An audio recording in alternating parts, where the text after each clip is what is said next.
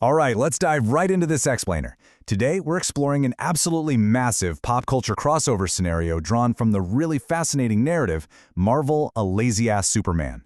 We're going to look at the mechanics, the biology, and honestly, the sheer tactical chaos of dropping a god-tiered being into a reality that is completely unprepared for him. So here's the core question we're unpacking today. What actually happens when you drop a Kryptonian, someone with the powers of Superman, right into the Marvel Universe? Think about the incredible stakes here for a second. We're talking about an apex anomaly, a being powered by a yellow sun, just trying to hide out in a world populated by mutants, super soldiers, and telepaths. Imagine having Earth-shattering power but just wanting to stay under the radar. How do you even survive? And, well, what happens when you inevitably get pushed a bit too far? Section 1. A brutal solar rebirth. Waking up to an agonizing cellular upgrade. Now, you might think getting superpowers is some magical, painless experience. It's not. The source material actually describes his resurrection with this incredibly visceral quote. Imagine pouring ice water into boiling oil. When our protagonist wakes up from the grave, bathed in Earth's yellow sun, his dormant DNA doesn't just quietly turn on. It literally sets his nervous system on fire. Every breeze feels like a battering ram. His senses are yanked into overdrive so aggressively that his bones crack and his organs spasm before rapidly healing back stronger. It is intense. The core biological problem he's facing here is fascinating. Think about it like a computer. His physical hardware, his body, was rapidly evolving into this next-generation supercomputer. But his software, his human mind, it was still running on Windows 95. The sheer volume of raw sensory data flooding his brain was just glitching his interface. He couldn't focus, he couldn't filter anything out. It was a total system overload, basically downloaded into his brain with a sledgehammer. So this was a truly violent rebirth. A brutal, rapid-fire cycle of destruction and renewal. His awakening wasn't peaceful in the slightest. It was terrifying. Driven by pure scrambled survival instinct just to reach the sun, he bolted. He ran so fast he actually tore his clothes to ribbons by air friction alone, sprinting straight off a cliff and hitting the ocean like a missile, just to handle the sheer velocity of his new existence. Section 2. Mastering the Kryptonian biofield and the pseudophysics of a perfect shave.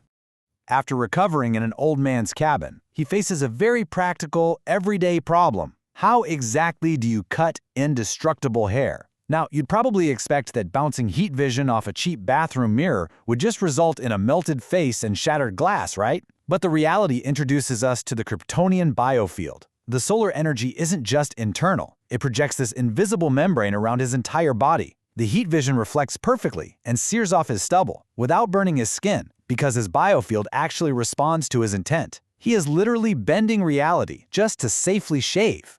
But playing around with his powers leads to a pretty terrifying existential realization. What if he isn't Kryptonian at all? What if, actually, he's a Daxamite? If you don't know, Daxamites have identical powers to Kryptonians, but they possess a fatal allergy to lead instead of kryptonite. In a world completely devoid of kryptonite, a Daxamite could still be taken out by a totally mundane, everyday lead bullet. It's a sobering thought, and it forces him to be incredibly cautious moving forward. Section 3. Hiding in plain sight. A god doing mundane jobs. To survive all this, he's got to form a long-term strategy. He needs to figure out exactly where he is, and he comes to a massive realization. He is not in the DC universe. There's no Batman, no Justice League, no hyper-paranoid billionaires tracking down super beings. He's in the Marvel reality, dealing with Captain America and mutants. From a survival standpoint, this is a massive win. A complete lack of DC's god-tier detectives makes his odds of maintaining a covert, normal life significantly higher. So he decides to blend in by taking grueling, totally low-profile jobs. He goes and works the brutal Alaskan crab fishing boats, where his superhuman stamina just looks like, well, extreme hard work. But occasionally the mask slips in private, like when he gets frustrated by impassable snowy roads and simply flies his old Cadillac right across the Alaskan ice. And to maintain his cover in public, he goes to extreme lengths. To fake being sick during a job, he actually forces himself to vomit pure Kryptonian stomach acid. Just imagine the sheer willpower needed to intentionally burn your own esophagus just to sell the act of being a weak, normal human.